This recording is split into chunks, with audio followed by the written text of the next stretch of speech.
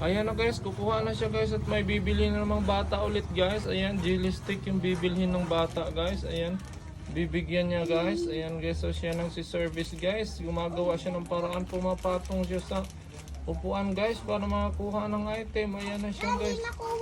Oh, medyo nahihirapan siya guys ngayon guys dahil oy, tinanggal talaga niya guys. Napakagaling talaga, napakahusay talaga ng batang iri guys.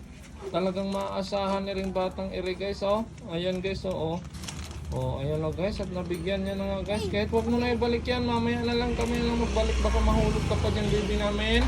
Diyan mo na sa upuan ilagay yan. Sige na.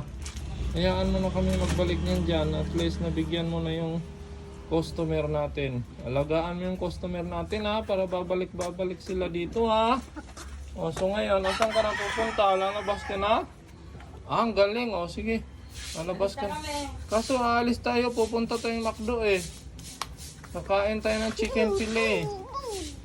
O, halik ka na dito lang. Kaya pupunta tayong McDo. Magsasarado muna tayo. Sige na, babay ka muna. O, ayun guys. Wala na eh. O. Luma pa pipo na buhay. Minin ito. Nananin ito. Galing ng baby.